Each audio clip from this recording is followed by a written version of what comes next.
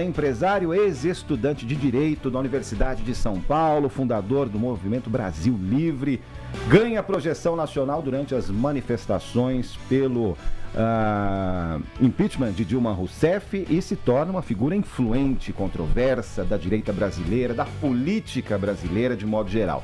O tom combativo você já conhece, a forte atuação nas redes sociais, críticas ao bolsonarismo, o sistema político tradicional e agora a tentativa de transformar esse capital digital político do MBL em um projeto presidencial. A partir de agora, aqui na TMC, nós recebemos o Renan Santos, pré-candidato à presidência da República pelo partido Missão. Seja bem-vindo, muito bom dia.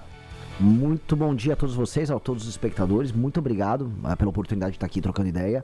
Vai ser um prazer. Vai ser um prazer e os seus fãs aqui nas nossas redes sociais estão bombando desde a madrugada. Barulhentos pra caramba. Não, e é verdade, eu acordei, aí eu fui dar uma olhadinha, né? Tava já aparecendo TMC e eu vi tinha uma galera do quadradinho preto, branco e amarelo, né? Isso, as cores. Exatamente. Bom, vamos começar então falando desse gap, desse intervalo entre a sua militância do Missão, do MBL, como queira, e o contingente que o colocaria num primeiro turno em posição de relevância ou até num segundo turno. Bom, por enquanto, o que as pesquisas estão dizendo em 2026 até agora? Um dígito, 4, 6, 8 até, de Renan Santos nas pesquisas.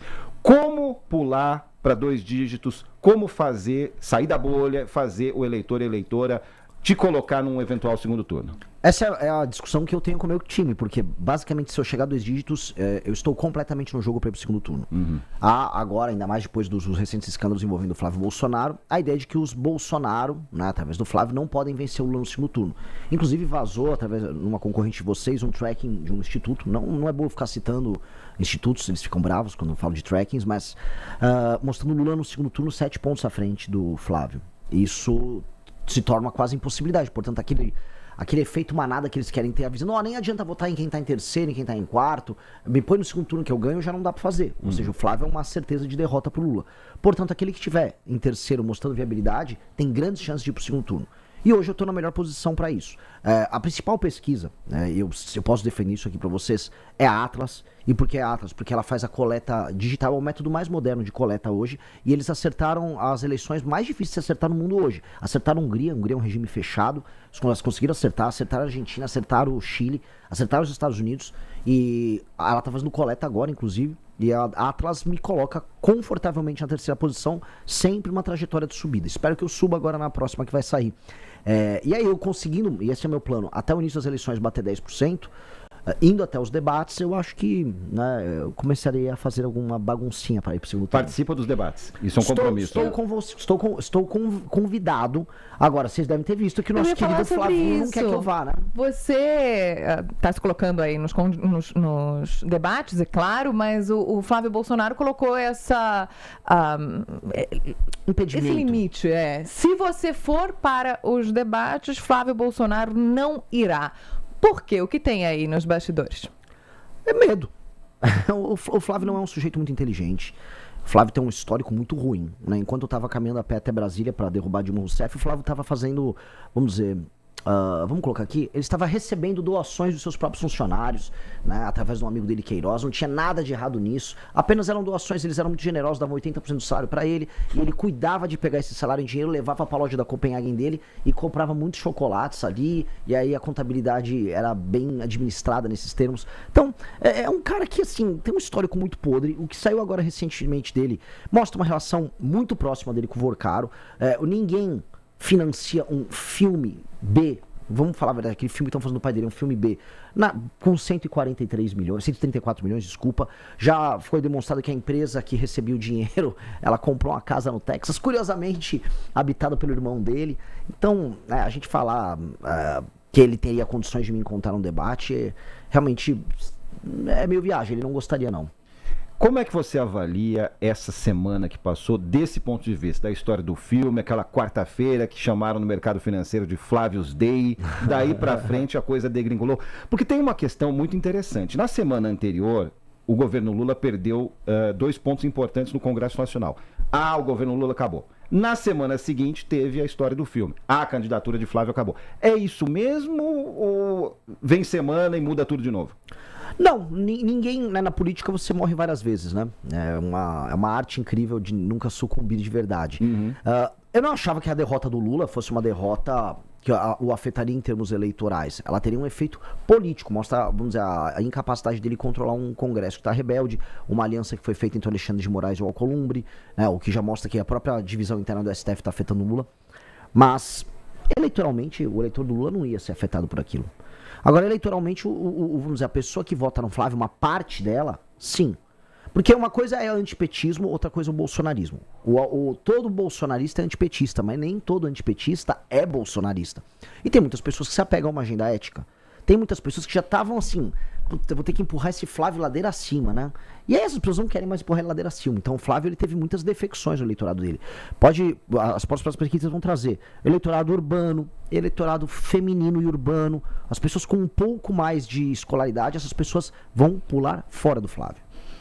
E eu vou aproveitar para fazer uma pergunta. Quem é o seu eleitorado? Qual o perfil dos seus eleitores? Bom, eu espero que seja todos os brasileiros, né? Todas as pessoas nascidas em território brasileiro aptas a votar. Mas hoje, né, se eu for colocar assim, quem hoje está, vamos dizer, apoiando a pré-candidatura, que hoje está militando, são pessoas mais jovens, especialmente até seus 33, 34 anos, em todo o território nacional. E aí a divisão geográfica é uma primeira coisa que eu consegui quebrar na tal da polarização. Que no fundo, quando a gente fala em polarização no Brasil, a gente está falando muito de um recorte norte-sul. Todo mundo fala de que é ideológico, no fundo é um recorte norte-sul. E eu tenho muitos seguidores no norte e muitos seguidores no sul. Quando eu falo norte, eu incluo o nordeste. E isso é a primeira divisão, a primeira diferença, que a gente invade o eleitorado do Lula e invade o eleitorado dos Bolsonaro. A segunda coisa, o eleitor ele é um pouco mais masculino do que feminino. Foi bem mais masculino antes. Eu estava com uma proporção bem, vamos colocar, desproporcional. Agora está começando a equilibrar, especialmente porque as pessoas que vão começar a me acompanhar a partir dos 30, 35 anos de idade, a taxa de mulheres inclusas nisso aí é bem maior.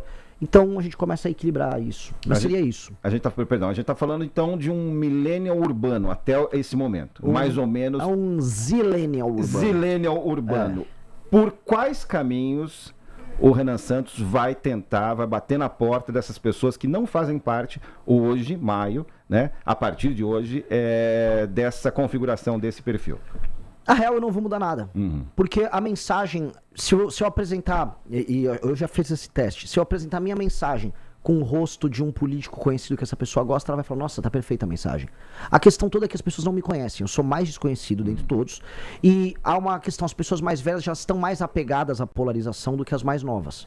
A polarização responde a um modelo de pensar política que todo mundo 40 a mais tem, não só no Brasil, mas no mundo todo. Você tem uma clivagem conservador, progressista, nos Estados Unidos, tinha na Inglaterra, no mundo todo tinha esse desenho. Um desenho que vem muito do lado do período da Guerra Fria. Invadir vamos dizer, esse espírito dessa pessoa é demonstrar pra ela que, por exemplo, já que se eu for buscar um eleitor que é antipetista, é demonstrar que eu sou antipetista.